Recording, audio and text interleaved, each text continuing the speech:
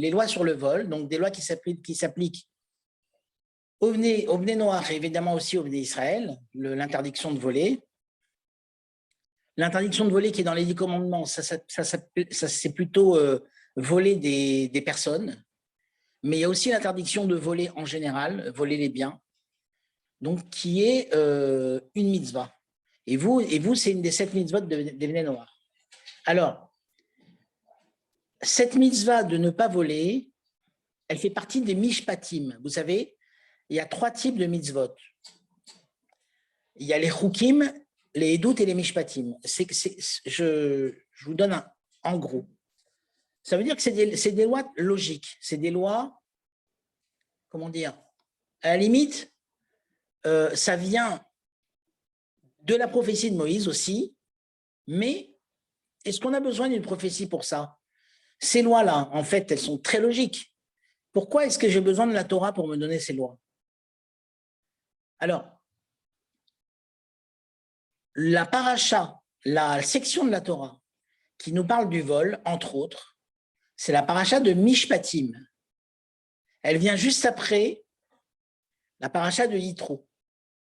Yitro, c'est les 10 commandements.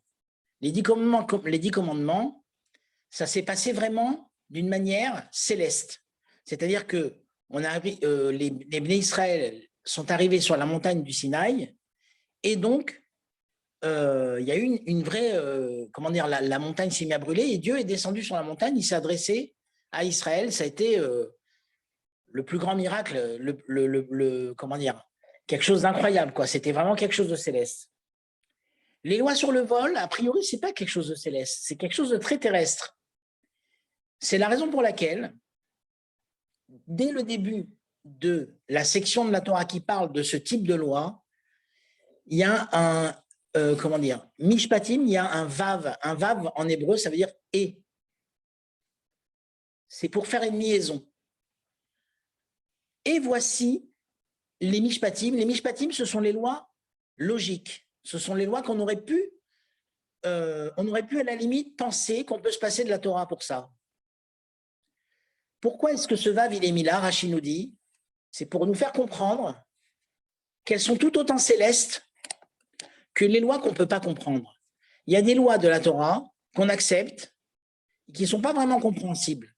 Pour les Bnei Israël, je vais parler, pour les Bnei Israël, il y a des lois qu'on accepte parce qu'il y a des versets qui nous disent de le faire. Le cas classique qu'on prend, c'est le lait et la viande, par exemple, de fait de ne pas mélanger le lait et la viande, comment dire, les lois sur l'impureté, l'impureté, par exemple, de la mort avec la vache rousse, tout ça, ce sont des lois, a priori, qui ne sont pas logiques.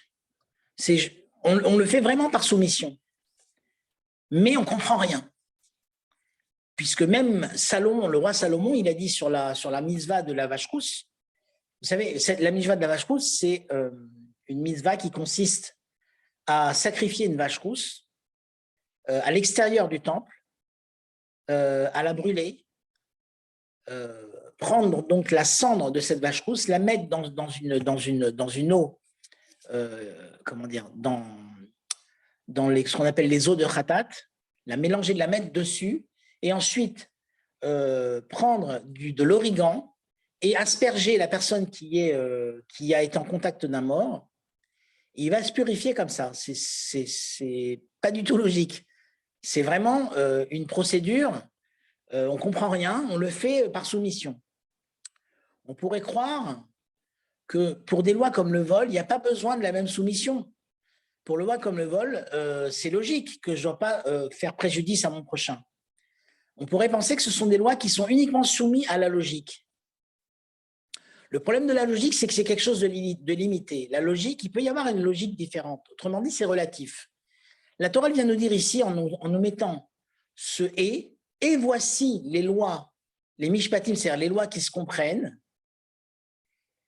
pour nous dire, elles aussi, elles sont au fond au-delà de la logique.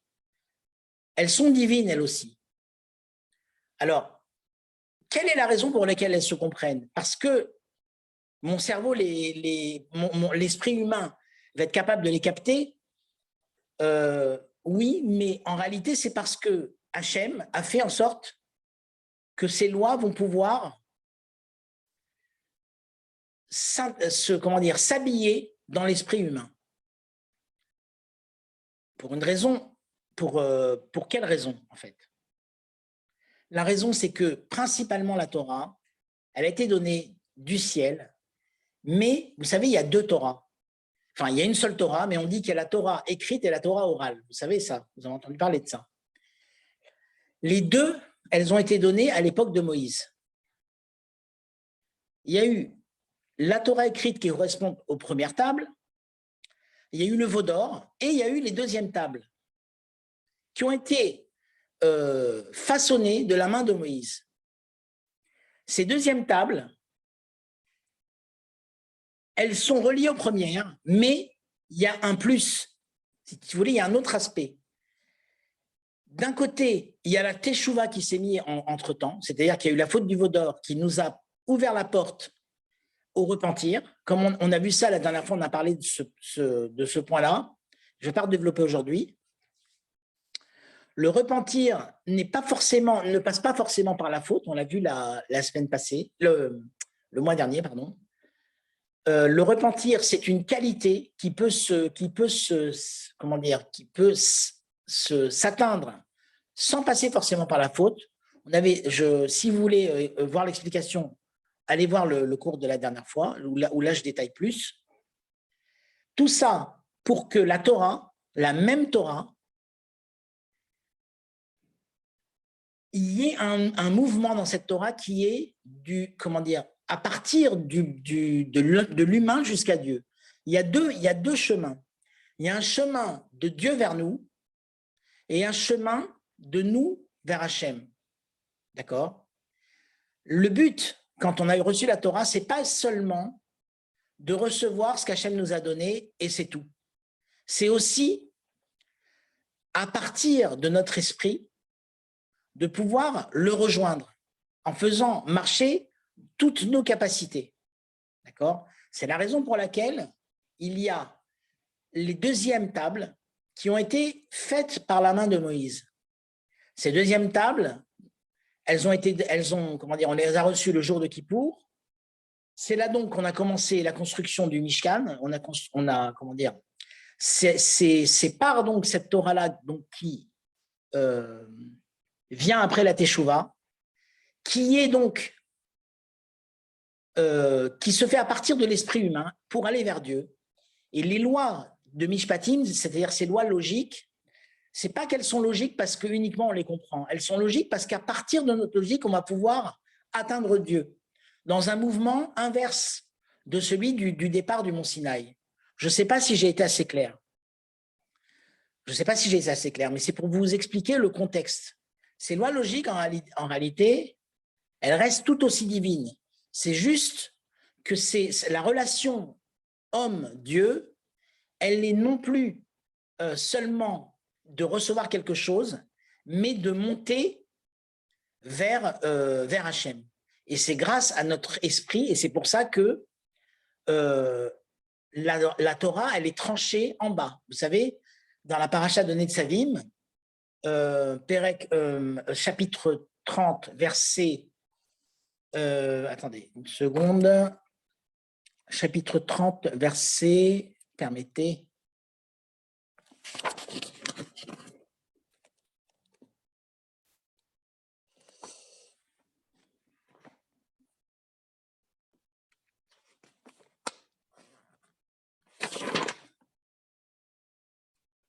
Et c'est pas grave. Bon, c'est dans le chapitre 30. C'est le chapitre. Je ne retrouve pas le verset, mais c'est pas grave. Il y a marqué là-bas, Moshe nous dit, parce que vous savez que le cinquième livre de la Torah, le cinquième livre de Moshe, qu'on appelle Devarim, il a été non plus par prophétie, mais c'est Moshe lui-même, Moïse lui-même, qui écrit à ce moment-là, avec son esprit justement. Et il y a un verset qui nous dit Lo bashamaim i, elle n'est pas dans les cieux. Qu'est-ce qu'on apprend de ça?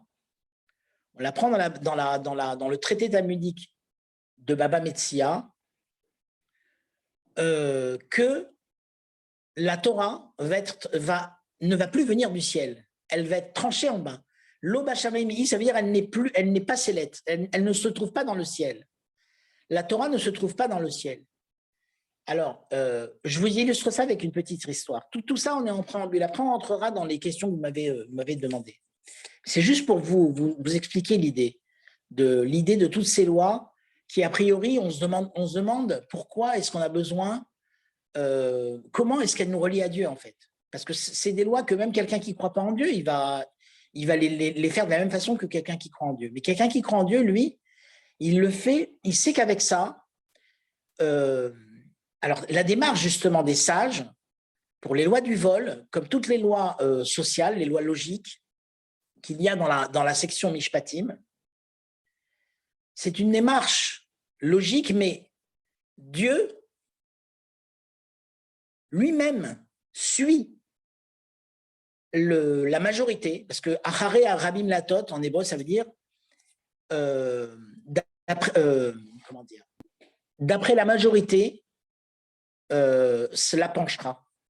Le verset nous dit, toujours le même verset, qui nous dit que la Torah n'est pas dans le ciel. Il nous dit que, donc, même Hachem lui-même, il va suivre le Beddin terrestre. C'est le Beddin terrestre qui fixe la loi. D'accord? À ce propos, il y a plusieurs histoires. Première histoire, c'était sur des fours en plusieurs morceaux. Il y a une discussion entre Rabbi Eliezer et les Chachamim. Ils ne sont pas d'accord. Je vous raconte l'histoire pour illustrer cette idée. Rabbi Eliezer, il explique, il donne toutes les raisons possibles, toutes les références possibles. La majorité des Chachamim n'accepte pas. Il est tellement sûr de lui, il leur dit, il y a un arbre là-bas, ce caroubier, il va prouver que j'ai raison. Et qu'est-ce qui se passe? Le caroubier, il se déplace tout seul de 100 mètres. Il y a des avis qui disent de 400 mètres. Sans rentrer dans les détails, évidemment, chaque détail est précis dans la Torah, mais l'arbre, il y a un miracle qui se passe. En fait, l'arbre se déplace. Les Chachamim répondent, on n'apprend pas d'un caroubier. Il dit, je vais vous l'apprendre du fleuve. Qu'est-ce qui se passe? Les eaux du fleuve, qui coulent normalement, vous voyez, qui suivent leur cours, elles remontent. Les Chachamim me disent, on n'apprend pas des eaux du fleuve. Ensuite, il leur dit, les murs de la synagogue vont prouver. Les murs se mettent à trembler, les murs se mettent à bouger. À ce moment-là, il y a Rabbi Yoshua. Elle est très allégorique, cette histoire, qui s'adresse aux murs de la synagogue et qui leur dit, mais en quoi ça vous regarde cette histoire? Pourquoi vous mêlez d'une histoire entre Chachamim? À ce moment-là, les murs s'arrêtent de bouger, ils restent, penchés. Pourquoi ils restent penchés, nous dit le Talmud? Pour le kavod, pour le respect de Rabbi Yoshua et de Rabbi Eliezer. C'est-à-dire, ils ne veulent pas se remettre normal pour ne pas aller contre Rabbi Eliezer qui, lui, veut prouver que la loi elle est comme lui, et ni comme Rabbi Yoshua, donc, où à ce moment-là, il faudrait se remettre. Donc, il reste penché comme ça. Rabbi Eliezer ne lâche pas l'affaire, il dit, bon, maintenant,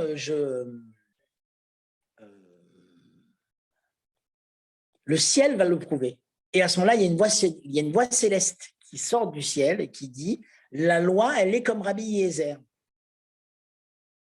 Et les sages répondent, la Torah, elle n'est pas dans le ciel. D'accord?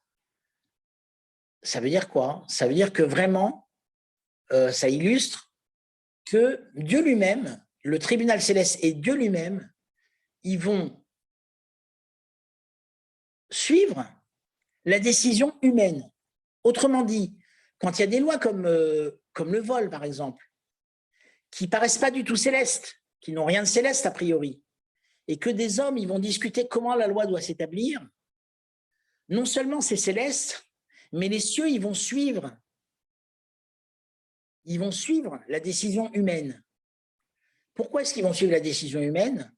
Parce qu'il y a un sujet de teshuva, comme on a vu que les tables elles ont été données après la teshuva. C'est-à-dire qu'il y a ici pas seulement une discussion basée sur la logique. C'est une discussion basée sur la logique, mais c'est une démarche de s'approcher de l'absolu et d'Akadosh Baruch Hu. Et cette démarche-là, c'est elle qui fixe la loi. D'accord? Voilà, ça c'était un petit préambule. Y a-t-il des questions? Ou je continue?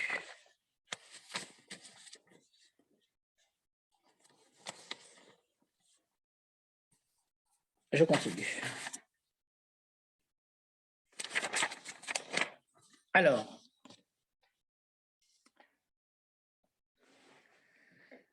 en ce qui concerne une parole, on m'a posé beaucoup de questions, alors j'ai été recherché.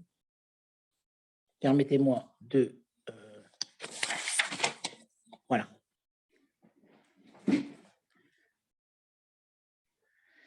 Alors, qu'est-ce qui est du vol, qu'est-ce qui n'est pas du vol? Vous m'avez donné beaucoup de choses, j'ai été chercher.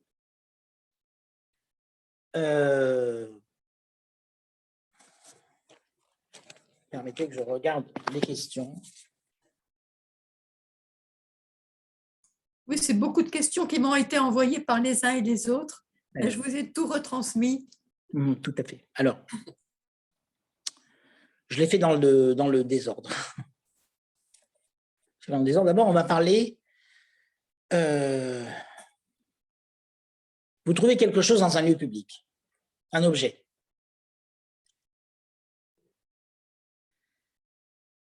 Vous trouvez un objet dans un lieu public, il y a une mitzvah qui s'appelle la mitzvah de Hashevat Aveda, rendre quelque chose qui a été perdu. Hashevat Aveda, rendre quelque chose qui a été perdu. Si vous ne rendez pas quelque chose qui a été perdu, ça peut être assimilé à du vol. Mais quand quelqu'un perd quelque chose, ce qu'il s'agit de déterminer, ce que la Torah demande de déterminer, c'est est-ce que la personne qui a perdu l'objet en question considère qu'il ne le retrouvera jamais ou pas. En hébreu, ça se dit faire yehush. Yehush, c'est abandonner. Par exemple, quand il n'y a pas de signe distinctif sur un objet. Autrement dit, quelqu'un y perd, je ne sais pas moi, une orange. Il n'y a pas quelque chose qui ressemble plus à une orange qu'une autre orange. Vous êtes d'accord avec moi? Il perd une orange ou autre chose, hein, ou de l'argent, une somme d'argent, par exemple. Une somme d'argent, il y a, comment dire, ça ressemble à une autre somme d'argent, des billets, des pièces. Vous trouvez un porte-monnaie avec de l'argent. La personne, on considère, si c'est dans un lieu public, attention, hein, on ne parle pas maintenant chez quelqu'un, chez un ami ou quelque chose comme ça. On considère que quelqu'un qui va perdre un objet qui n'a pas de signe distinctif dans un lieu public, il ne pense pas qu'il le retrouvera. Il considère que c'est perdu. Même si, d'ailleurs, les objets trouvés, il y a énormément d'objets. La majorité des objets, il paraît que les gens ne viennent pas les chercher. Pourquoi ils ne viennent pas les chercher? Il y a beaucoup d'objets. Vous allez aux objets trouvés, vous voyez des milliers d'objets comme ça. Pourquoi ils ne viennent pas chercher? Parce qu'ils sont sûrs que, enfin, dans leur tête, c'est perdu. Et même s'il appelle les objets trouvés, il l'appelle en désespoir de cause. On ne sait jamais. Peut-être, s'il retrouve, il va être très joyeux. Pourquoi il va être très joyeux? Parce que pour lui, il y a peu de chances de le retrouver. Donc, s'il n'y a pas de signe distinctif, c'est à vous. La chose, elle ne lui appartient plus. Elle ne lui appartient plus. À partir du moment où, dans son esprit, elle est perdue, ça ne lui appartient plus. Vous voyez? Et donc, vous n'avez pas la mitzvah de le rendre un objet perdu ne s'applique pas. Maintenant, s'il y a un signe distinctif sur l'objet, s'il y a un signe distinctif, alors pareil, dans la majorité des cas, on considère, si c'est dans un endroit public, que la personne, elle a peu d'espoir de le retrouver et que donc, pour lui, c'est perdu. Donc, vous n'êtes pas un voleur si vous la gardez. Maintenant, Si vous cherchez à la rendre, vous faites une bonne action. Mais si vous ne la rendez pas, vous n'êtes pas, si vous la rendez pas, si vous ne cherchez pas à la rendre, vous n'êtes pas en train de voler. On ne peut pas dire techniquement, vous n'êtes pas en train de voler, parce qu'il y a une chazaka, ça veut dire une chazaka, ça veut dire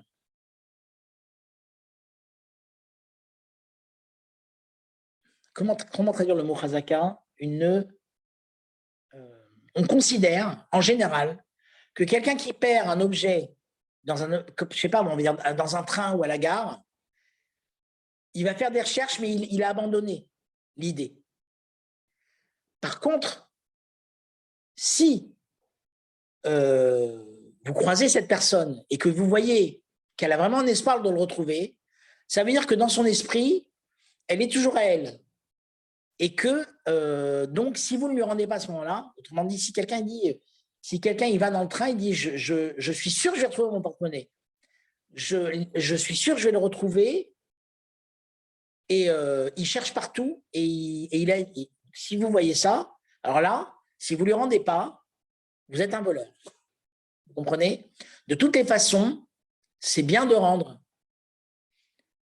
Quand on sait à qui c'est, évidemment, parce que la majorité des cas, si vous trouvez un porte-monnaie dans un train, ça va être comment dire, qu'est-ce qu'il faut faire? Si vous êtes un chassid et vous êtes des chassidim, le mieux, c'est de ramener.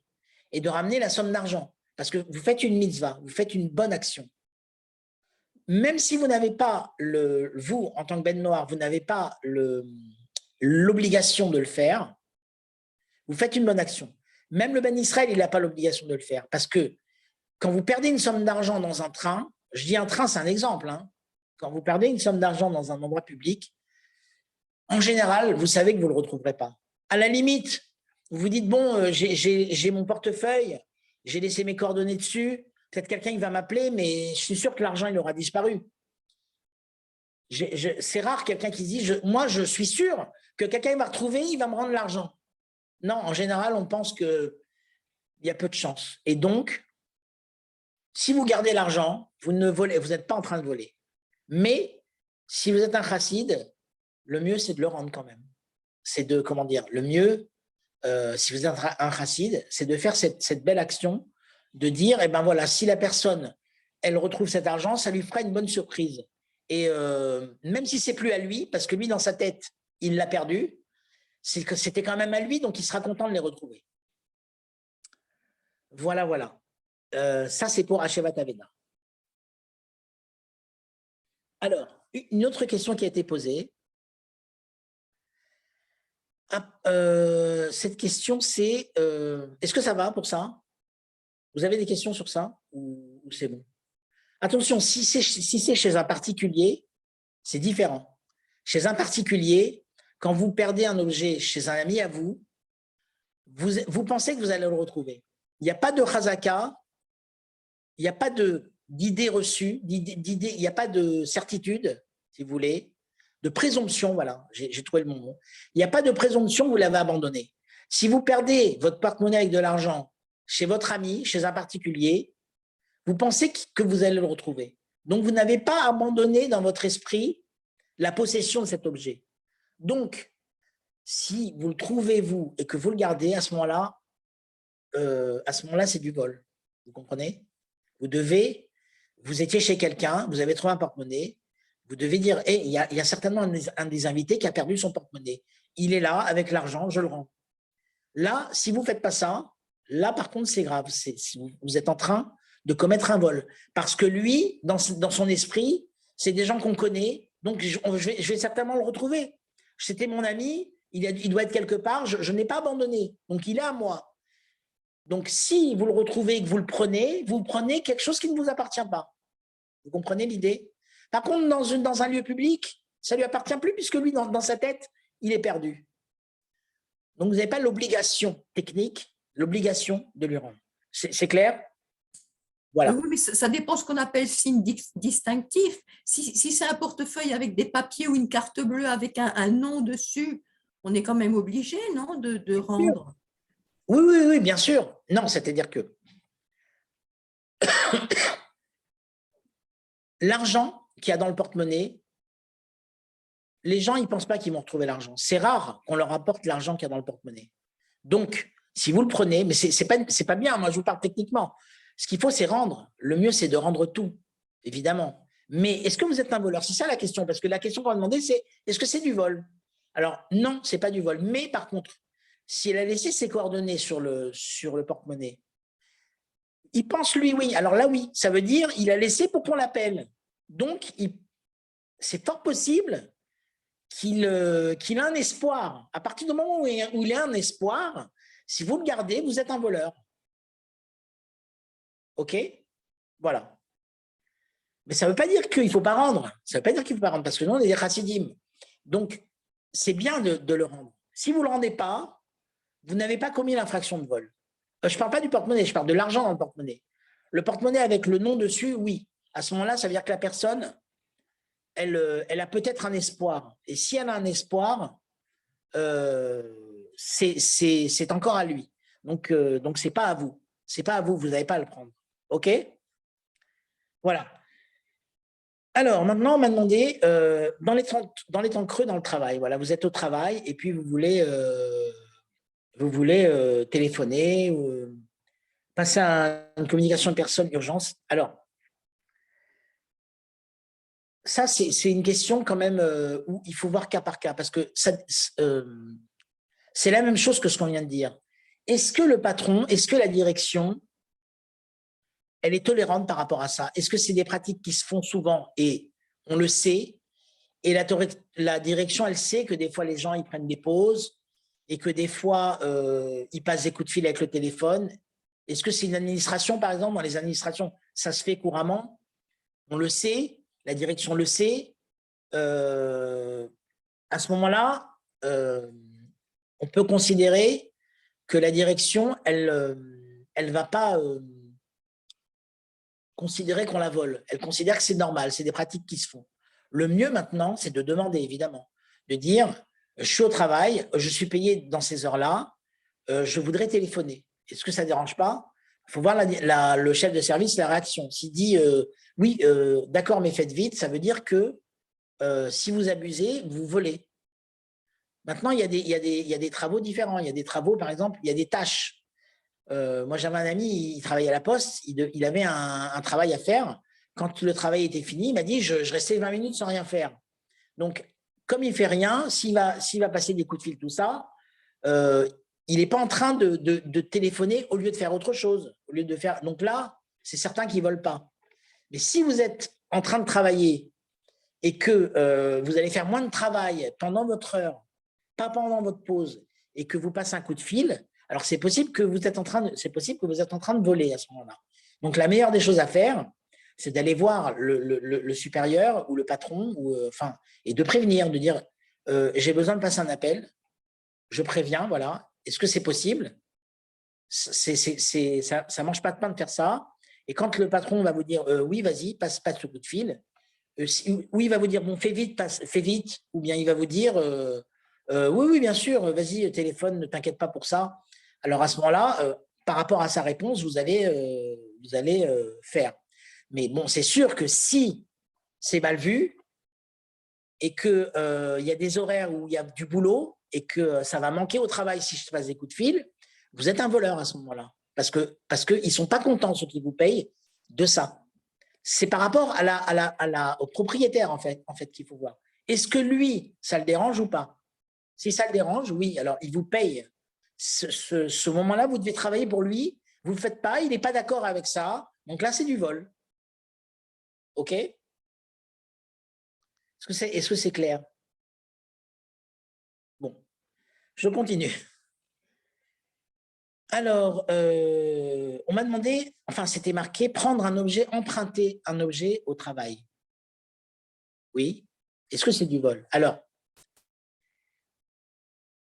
prêter, emprunter, prêter, c'est plutôt une autre catégorie, c'est ce qu'on appelle un ézek en hébreu. Un ézek, c'est un dommage.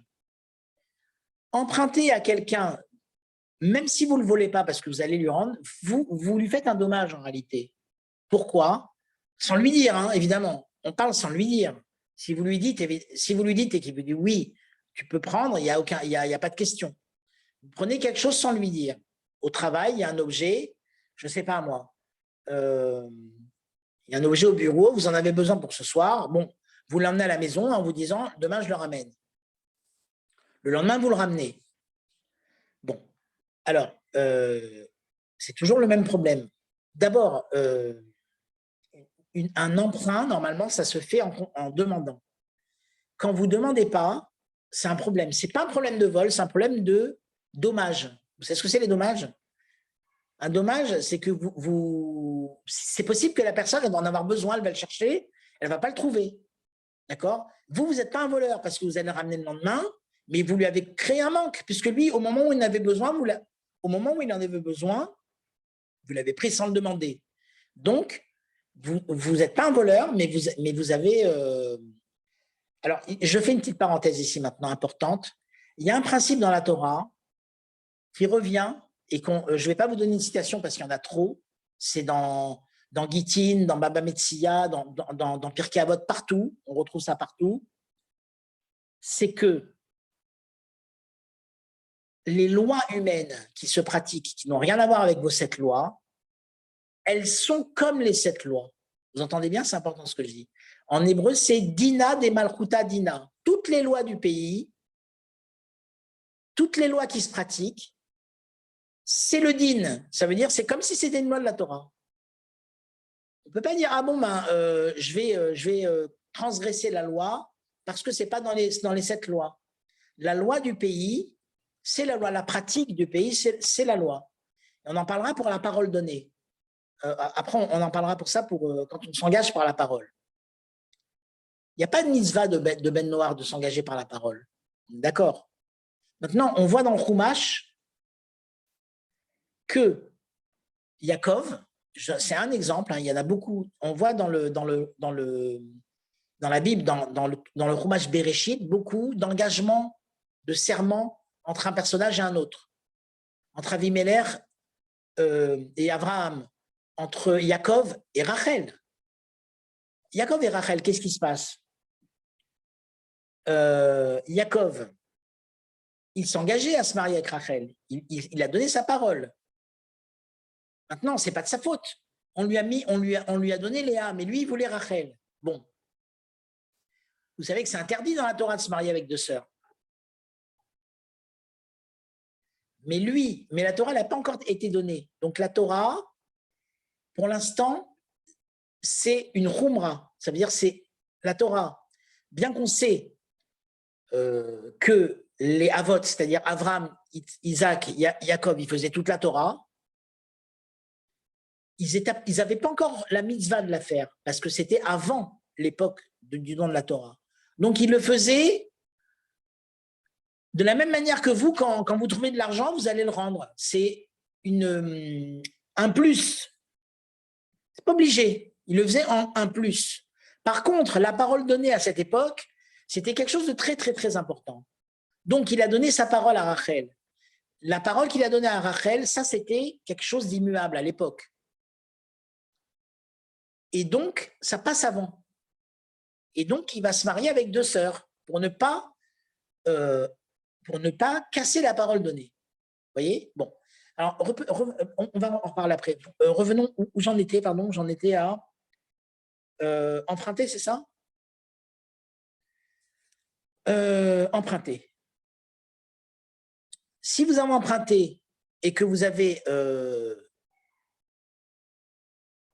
fait sans l'accord de la personne et que la personne, ça l'a dérangé, alors il est possible qu'il faudra le dédommager pour ça. Il est possible ça peut être été une perte pour lui. Il faut voir. Il est possible, il faut demander des excuses et réparer le dommage causé. Comment réparer? Ça dépend. Si l'objet est cassé, par exemple, il faudra rembourser l'objet. Si c'est un préjudice, il faudra s'excuser. Et s'il y a une perte pécuniaire, parce qu'on avait besoin de cet objet, on n'a pas pu faire, il faudra rembourser. C'est possible que la personne nous dise, moi, ça m'a fait perdre. Tu m'as emprunté ça, tu ne m'as pas demandé, et moi, j'ai pas pu faire mon travail, et du coup, je vais perdre comment dire, un revenu avec ça, eh ben, vous devez rembourser. Vous avez créé un dommage, vous devez réparer le dommage. Donc, il faut faire attention. Le mieux, c'est de demander. Le mieux, c'est de demander. Maintenant, encore une fois, si dans la pratique, ça se fait et qu'il faut faire très attention que ça ne dérange pas les propriétaires, les employeurs, et ça, il faut bien faire attention parce qu'il y a des fois des pratiques qui se font, tout le monde le fait, mais en vérité, la direction, elle n'est pas contente de ça, mais tout le monde le fait. C'est pas bon. Il faut que la personne concernée soit d'accord. Vous comprenez? Alors oui, tout le monde emprunte la papeterie, bon, tout le monde l'emprunte pour aller chez soi, je le fais aussi. Oui, mais peut-être la direction, ça la dérange. Si la direction, ça la dérange, alors c'est pas bien. Comment dire, vous faites un dommage. Et faire un dommage, c'est interdit. C'est pas bien de le faire. Voilà. Je sais pas si, comment dire, c'est une transgression vraiment, mais oui, quand même. Oui, il faut faire attention à ce genre de choses. Parce qu'on ne sait pas les conséquences. Les conséquences, on peut croire des fois, vous savez, dans la Gemara Baba Metzia, il y a marqué que souvent les gens, ils se trouvent des permissions. Ça nous arrange, donc on se trouve des permissions. C'est clairement expliqué. Moré et Terre, il se trouve, il dit bon, c'est rien. Lui, il se dit ça parce que ça l'arrange. Mais non, il ne faut pas penser à moi. Il faut voir la situation, l'analyser. Je vais ramener cet objet chez moi, ce n'est pas à moi. Tout le monde le fait, oui, mais ça appartient à quelqu'un. Est-ce que lui, il est d'accord ou ça se pratique et puis alors, il faut aller lui demander. Si ça se trouve, il va dire non, je sais que tout le monde fait ça, mais c'est non, ça appartient au bureau, vous n'avez pas à apprendre ces choses-là. Je sais que tout le monde le fait, mais non. Alors à ce moment-là, il ne faut pas le prendre, vraiment, il ne faut pas le prendre. Même si ce n'est pas du vol, c'est quand même un dommage. Voilà. Vous savez, dans les synagogues, souvent les gens ils vont prendre des téphilines. Bon, vous allez dans la synagogue, ça c'est, je vous parle quelque chose qui se fait couramment. On arrive dans la synagogue, on n'a pas des téphilines. Vous savez, on met les phylactères tous les jours. Vous connaissez ça, tout le monde, oui? Alors, est-ce que je peux aller dans un sac de prière et emprunter les téphilines? Oui. La réponse, elle est oui. C'est permis. Pourquoi c'est permis? Parce qu'il y a une chazaka, encore une fois ce mot-là, une présomption que quelqu'un il va être content qu'on utilise ces téphilines pour faire une mitzvah. Donc, la majorité des gens, ils ne vont pas dire « Ah là là, je ne suis pas content que tu aies pris mes téphilines pour faire ta prière. » Il va dire « Ah ben, je suis content. Tu as pris mes téphilines, tu as pu faire ta prière, tu les as remis à sa place, tout va bien. » Alors, donc c'est permis. Vous allez dans une synagogue, vous pouvez prendre une paire de téphilines pour les utiliser. Par contre, les sortir de l'endroit, c'est interdit. Parce qu'on considère que quelqu'un de normal, ça ne va pas le déranger qu'on utilise ces téphilines ponctuellement et qu'on les remette à leur place. Par contre, si on sort l'objet de l'endroit, oui, là, ça va le déranger. Ça va le déranger. Même si vous les ramenez, ça peut le déranger. Je n'ai pas envie qu'on sorte. Moi, je les laisse dans la synagogue tous les jours. Je n'ai pas envie que quelqu'un les sorte. Même s'il les ramène, ça me gêne. J'ai peur qu'il les perde. Donc, la Torah, elle considère, l'halakha, les sages, ils ont décidé qu'on ne sort pas les téphilines d'une synagogue. S'ils sont dans une synagogue, on les laisse. On peut les utiliser, même si ce n'est pas à nous, mais les sortir, non. Les sortir, à ce moment-là, vous empruntez quelque chose, mais vous n'êtes pas sûr. Et la Torah dit, il y a même de fortes chances pour que la personne, elle ne va pas être contente que vous sortez ses affaires de l'endroit où elle les a mises. Même si vous les ramenez après. Dire non, oui, mais ils sont là. Oui, mais moi, je ne suis pas content que tu les aies sortis de l'endroit. Moi, je ne suis pas content, je ne suis pas tranquille. Tu les as sortis, tu les as amenés chez toi, mais je ne veux pas. Je veux qu'ils restent là. Je veux bien que tu les utilises, mais je t'en prie, laisse-les à leur endroit. Vous voyez? Bon. Alors, maintenant, évidemment, si la personne, vous lui demandez avant, vous lui dites, ça ne te dérange pas que je prenne tes téphilines, je dois les amener à un endroit et je les ramène après. Si la personne vous dit, d'accord, j'accepte, à ce moment-là, il n'y a aucun problème. OK? Ça, bon, alors ça, c'était une question à poser. Je continue. Recharger un téléphone dans un endroit public. Alors, là, je n'ai pas trop compris la question. Est-ce que c'est des endroits faits pour ça ou non? Oui, c'est une question générale. Dans quel cas on peut recharger son téléphone, disons alors? Eh ben, si c'est un endroit fait pour ça, oui, il n'y a aucun problème, bien sûr. Si c'est des bornes qui sont là pour que les gens, comme il y a dans les aéroports, vous savez, quand on s'assoit, vous avez des petites bornes Wi-Fi là, où on peut se brancher dessus. C'est fait pour, donc évidemment que oui. Par contre, si vous allez, comment dire, vous allez vous brancher dans un endroit, par exemple derrière un bureau, il n'y a personne, vous dites, bon, j'ai plus de batterie, il faut que je me branche. Alors là, par contre, on pourrait penser, mais qu'est-ce que je consomme comme électricité? Qu'est-ce que je consomme? Ça, c'est rien du tout. C'est rien du tout. Alors, pas du tout. Vous êtes en train de voler en réalité. Vous êtes en train de voler pourquoi? Parce que l'interdiction de vol pour les bnei noirs, elle est même moins que Chavez Prouta. Chavez Prouta, c'est… Comment vous expliquer? Chavez Prouta, c'est quelques centimes. Quelques centimes, je vous donne un exemple. Il y a des pays, et ça j'ai entendu, et je ne sais pas quel pays, il y a un pays en Europe, peut-être quelqu'un ici sait ce que je veux dire, où quand vous vous servez l'essence à la pompe, par exemple, on va dire, vous prenez 20 € d'essence, si c'est 19,97 ou 20,02, c'est accepté. Ils ne font pas attention à ça. Il paraît comme ça. En France, ce n'est pas le cas. En France, si vous faites 20,01, il va vous dire, mais monsieur, il manque un centime. Vous comprenez? Donc, les non-juifs, à l'époque, je ne sais plus si c'est valable aujourd'hui, je pense que c'est plus valable aujourd'hui. À l'époque, ils faisaient très attention au moindre centime.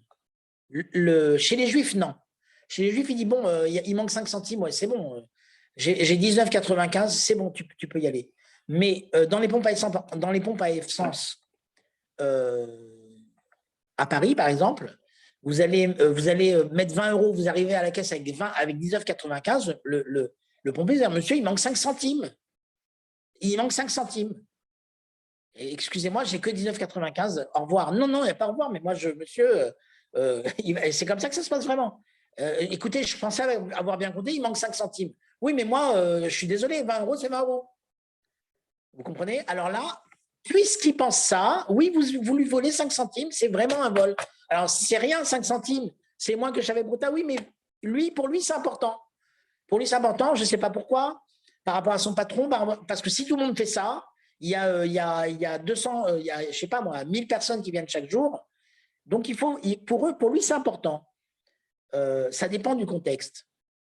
Donc, vous branchez votre téléphone, c'est pas fait pour ça. Vous le faites d'abord à l'insu de la personne, vous consommez quelques centimes, mais dans les aéroports, peut-être qu'ils ont une gestion et que oui, ils ne veulent pas que les gens fassent ça. Ils ne veulent pas. C'est pas fait pour ça.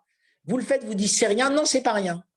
Vous êtes en train de, comment dire, vous êtes en train de voler en fait. Vous êtes en train de voler. Parce que pour eux, c'est important.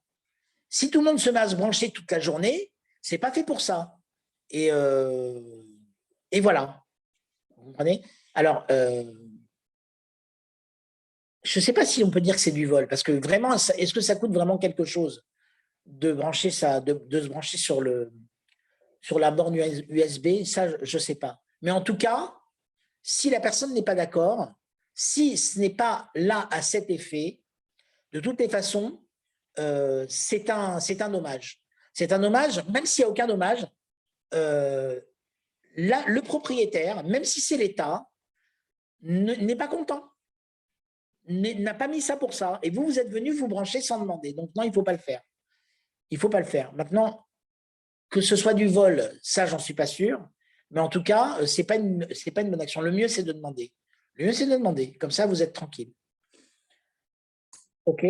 Oui, en fait, il y a beaucoup d'endroits, autant privés que publics. Si on est dans un café ou un restaurant, est-ce qu'on pense que les gens ils vont se brancher? Par exemple, on est, je ne sais pas, dans un lieu public, une poste ou un supermarché, etc. On a le droit de se brancher partout. Si c'est des endroits mis à cet effet, oui, bien sûr. Si c'est des endroits mis à cet effet, bien sûr. Maintenant, comme je vous dis, des fois, par exemple, je ne sais pas moi, des fois, vous allez à Leroy Merlin, vous avez des bureaux comme ça, vous avez des ordinateurs, et des fois, il n'y a personne pendant 10 minutes. Je peux me dire, bon, ben là, il n'y a personne, je vais brancher mon portable et je suis sûr que ça ne dérangera pas. Bon, alors c'est possible que oui, mais c'est possible que non. Peut-être la personne, l'employé va venir, il fait, mais monsieur, vous faites quoi? Ben, c'est rien, je branche mon portable. Non, monsieur, vous n'avez pas à faire ça. Vous n'avez pas à faire ça. Oui, ça dérange. Ça dérange.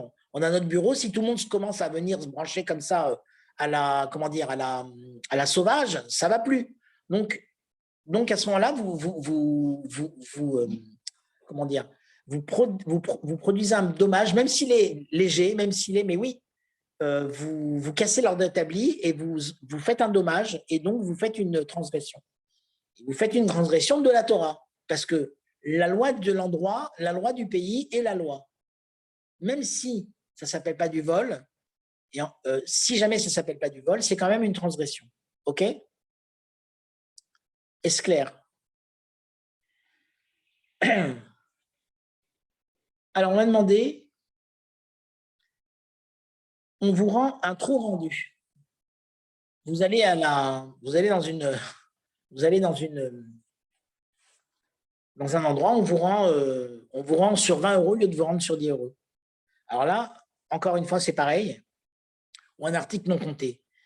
On a dit au début du cours qu'il y a une mitzvah de Hashevat Aveda. Hashevat Aveda, c'est rendre quelque chose qui a été perdu.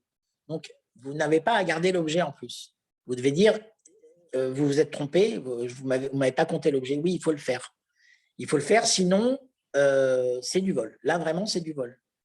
Il m'a rendu 5 euros en plus. Bon, ben, c'est bon, je m'en vais. Non, non, non. Il n'est pas d'accord. Il s'est trompé. Mais tu lui as pris 5 euros que lui, il ne voulait vraiment pas te donner. Donc là, c'est vraiment du vol. Alors maintenant, vous m'avez parlé de casse dans un magasin. On casse dans un lieu public. Encore une fois, c'est une question délicate. Évidemment, il faut aller le dire. Évidemment, il ne faut pas faut pas casser et se sauver. Ça, c'est sûr que c'est pas une chose à faire parce que normalement, il faut demander, regardez, j'ai cassé, est-ce que je dois rembourser? Mais c'est délicat parce que comment ça s'est passé? Est-ce que si ça se trouve, c'était mal rangé? Je ne sais pas, moi. On peut très bien dire, écoutez, oui, effectivement, je suis passé, je l'ai fait tomber, mais est-ce que c'est de ma faute? Vu qu'il était chancelant et c'est votre employé qui l'a mal passé. Moi, j'ai pris un autre paquet à côté, c'est tombé. C'est pas évident que vous ayez l'obligation, que vous ayez, comment dire, que vous soyez responsable au fond. C'est peut-être pas vous qui êtes responsable. Peut-être que la personne, vous voyez, ça dépend des cas. Maintenant, si vraiment vous faites un geste malheureux et que vous cassez, eh bien oui, vous devez aller voir la direction et dire j'ai cassé tel objet. Dans les supermarchés, en général, ils vont pas vous faire payer. Ils ont un certain, comment dire, ça rentre dans leur gestion qu'il y a de la casse. Donc, en général, ils vous font pas payer. Sauf, je sais pas, mais il faut quand même demander. Parce que c'est vous qui avez cassé, donc vous avez encore une fois créé un dommage et vous êtes redevable du dommage que vous créez. D'accord? C'est dans les traités, les babot, là-bas, c'est dans les Arba Babot, c'est dans le Talmud. Il y a beaucoup de, comment dire, c'est très complexe, ces lois-là, c'est très vaste. Mais en général, c'est sûr que se sauver et dire, bon, ben, je laisse comme ça, non, ça c'est interdit, totalement interdit. Vous êtes responsable de ce que vous faites. Donc, même si c'est par inadvertance, il faut le signaler. Voilà, voilà. Un sujet délicat. Le travail au noir. Le travail au noir, c'est un sujet délicat. On a dit déjà que la loi du pays est la loi. Donc, quand on travaille au noir, on est en infraction. Donc, c'est interdit. On ne peut pas travailler au noir. Maintenant, il y a dans Kilaïm une Mishnah. Cette Mishnah nous dit, je vous la cite, il y a un contrôleur des impôts qui vient dans un endroit pour saisir c'est l'endroit, la Mishnah dit, c'est quelqu'un qui vend des habits. Cette personne qui vend des habits, il vend des habits kilaïm. Vous savez ce que c'est kilaïm? Kilaïm, c'est du lait, c'est du lin et de la laine mélangés. Lin et la laine mélangés, chez les Bnei Israël, c'est interdit. C'est un chok. C'est pas une loi qui s'explique. C'est comme ça. Le lin et la laine dans un habit, c'est interdit. Maintenant, c'est interdit de s'en vêtir. On n'a pas le droit de s'en vêtir. Par contre, on a le droit d'en profiter. C'est-à-dire, c'est pas comme le lait et la viande. Quand vous faites cuire une pièce de bœuf dans du lait, si vous faites cuire par inadvertance une pièce de bœuf dans du lait, vous n'avez pas le droit de la vendre. Vous n'avez pas le droit d'en profiter. Autrement dit, un cuisinier Ben Israël qui est dans un restaurant et on lui demande de faire un steak avec une mode de beurre, cuit dans du beurre, il n'a pas le droit, même si c'est pas lui qui va le manger. Kilaïm, il n'y a pas d'interdiction de profiter. Autrement dit, un Ben Israël qui vend des habits Kilaïm, il a le droit. Mais c'est lui qui n'a pas le droit de les porter, mais il a le droit d'en profiter. Alors maintenant, lui, il vend ces habits-là. Il y a une loi que si, en tant que vendeur, il porte un habit Kilaïm, un habit donc de laine et de lin, pour faire l'article, pour vendre l'habit, on ne considère pas qu'il met cet habit, qu'il s'en habille pour lui. On considère que c'est, pour le vendre. C'est permis. C'est permis. Maintenant, le contrôleur des impôts, il arrive dans la boutique. Et il dit, je viens prendre l'impôt et donc je vais saisir le type dit, ben, j'ai pas pour payer. Bon, je vais saisir le stock. Qu'est-ce qu'il fait? Il s'habille avec des vêtements Kilaïm. Il s'en habille pour ne pas payer, pour ne pas qu'il soit saisi ces habits-là. Oui? Vous suivez ce que je dis? Et s'il a le droit? Réponse de la Mishnah, non, c'est interdit. La loi du pays, la loi, donc il faut payer ses impôts. Donc il n'y a pas de raison si c'était dans cette intention, non pas pour vendre, mais parce que vous savez, on ne peut pas saisir quelqu'un, on ne peut pas saisir sur ses habits que quelqu'un porte. Donc lui, il les a mis pour pas qu'on lui prenne. Mais en vérité, c'est pour ne pas payer l'impôt. Est-ce que je suis clair? Je ne sais pas si je suis clair. La Mishnah nous dit comme ça, c'est interdit. Il doit laisser le percepteur prendre ce qu'il doit. Mais si le percepteur il demande une somme trop importante, alors à ce moment-là, il a le droit. D'accord? Cette Mishnah nous dit quoi? Elle nous dit que si, c'est comme dans certaines situations extrêmes, je ne sais pas, c'est comme, il y a des choses que la loi interdit, comme par exemple dans le ghetto de Varsovie, je prends un exemple très extrême, sous l'occupation allemande, alors il y avait des Juifs qui sortaient et qui allaient acheter à manger et qui revenaient, alors que c'est interdit, mais c'était pour sauver sa vie. C'était pour sauver sa vie. Donc, évidemment que ce n'est pas interdit. Ah non, la loi des Allemands, c'est de ne pas sortir pour aller chercher à manger, donc tu transgresses. Non, parce que là, il s'agit de survie. Quand il s'agit de survie, si maintenant il y a des décrets qu'on ne vous laisse pas vivre, alors, je prends un exemple extrême, effectivement. Alors maintenant, après, c'est au cas par cas. Chacun, il doit voir. Moi, j'avais un ami, je vous donne des exemples personnels. J'ai un ami qui était, moi je suis un petit peu musicien aussi, j'avais un ami qui était ingénieur du son et qui donnait des prestations comme ça, pas déclarées, comme ça. Il faisait son petit… Et un jour, je lui dis, tu sais, c'est pas très bien. C'est pas très bien. Ensuite, c'était un chrétien pratiquant. Et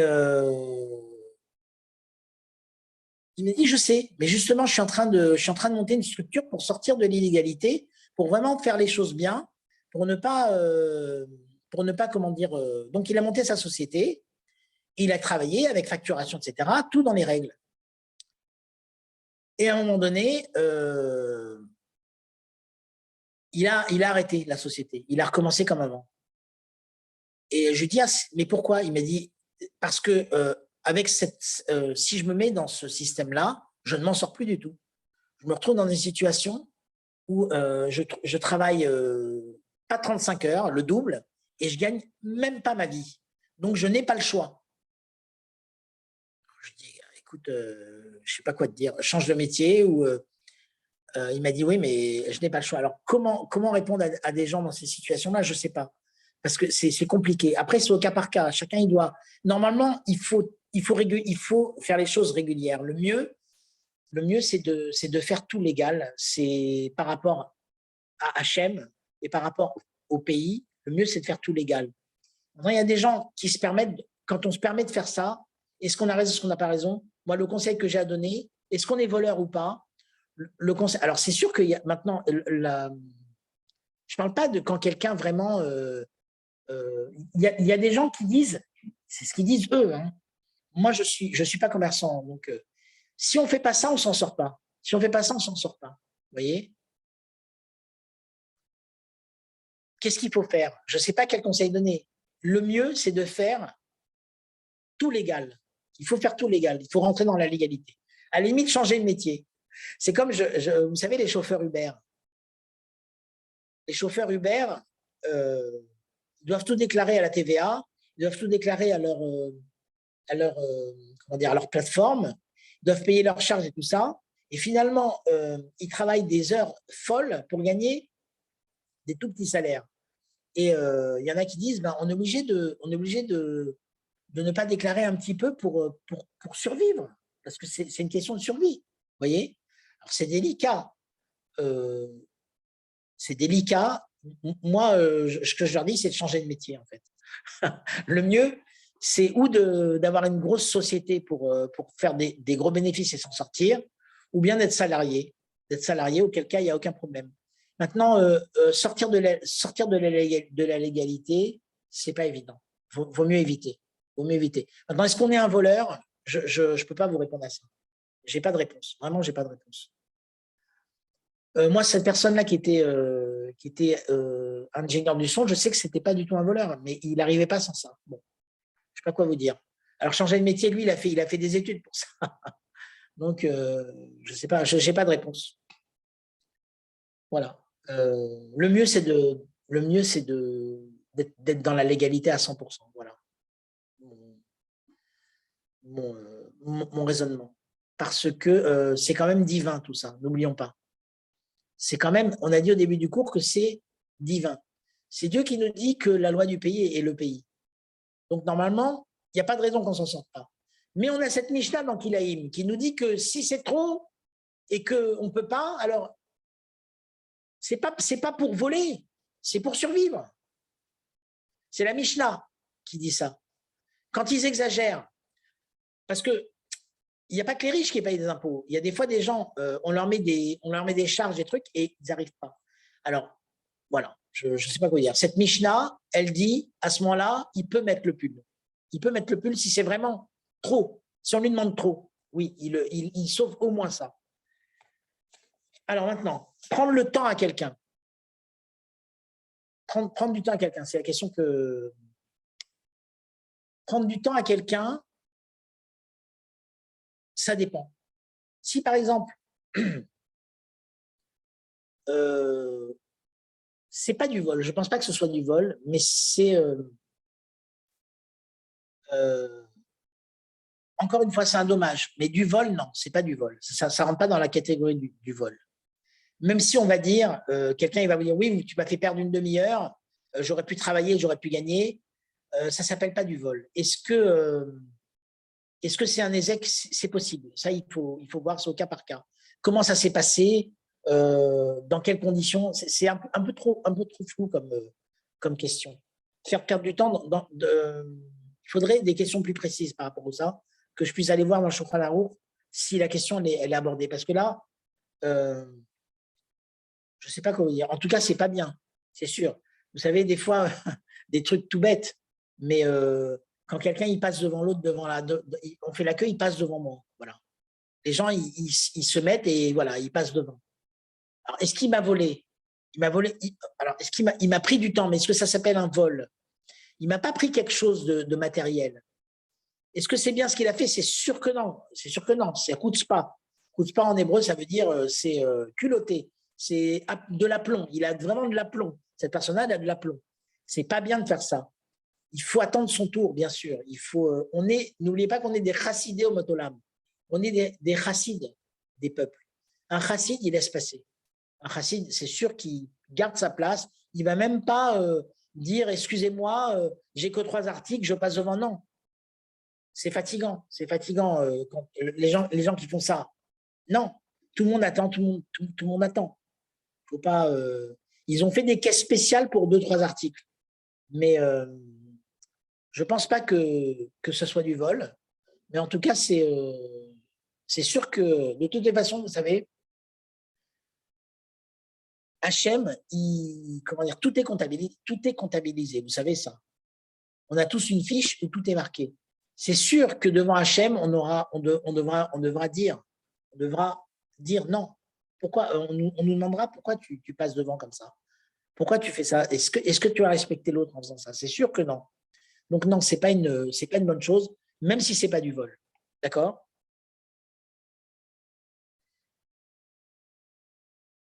Voilà.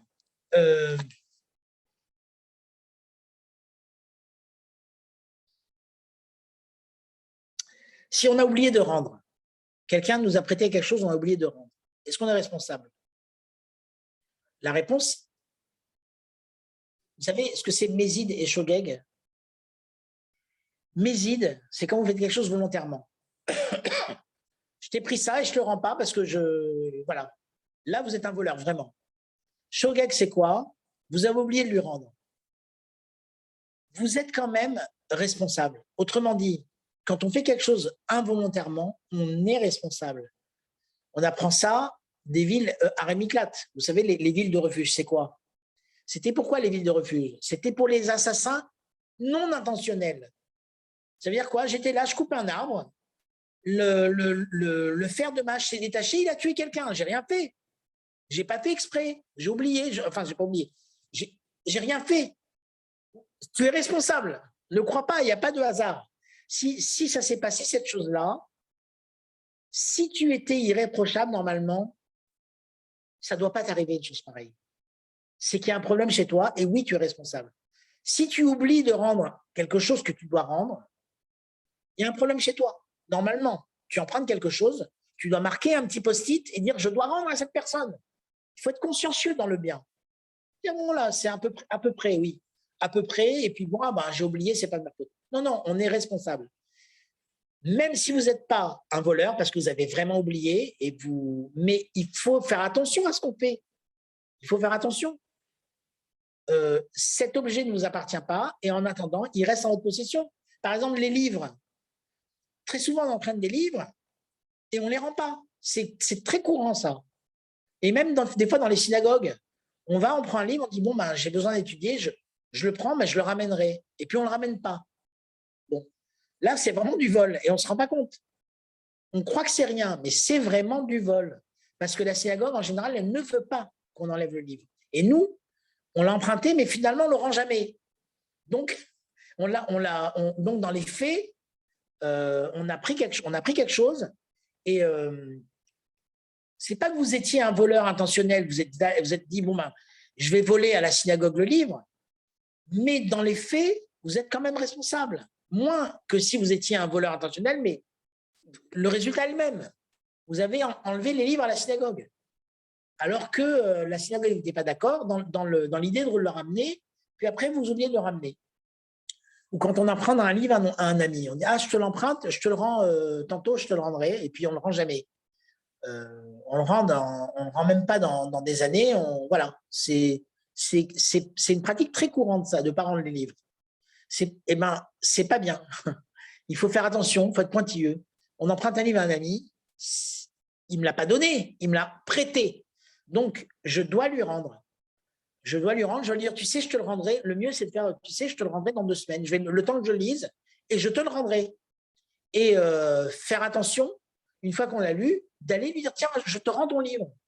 Vous comprenez? Et là, vous êtes vraiment irresponsable.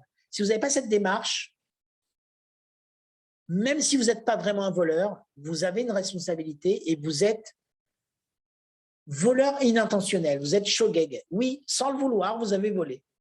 D'accord? Alors, bémol, enfin, le Rambam nous dit que chez les Bnei Noach, quand ils sont shogeg, quand ils sont non intentionnels, ils sont pas tours. Ça veut dire que c'est moins grave que les Bnei Israël. Les Bnei Israël, quand ils sont shogeg, eux, ils sont redevables. Les Bnei Noach, non. Sauf sur la... On avait vu ça dans un cours. Sauf sur le meurtre. Sur le meurtre et... j'ai oublié. Il faut regarder... je crois que c'était le deuxième ou un des cours que j'ai fait, on avait parlé de ça. Il faut que je retourne... la prochaine fois... Mais non, c'est même pas la peine puisque je l'avais dit dans un cours. Donc, en allant... J'irai rechercher dans... Voilà.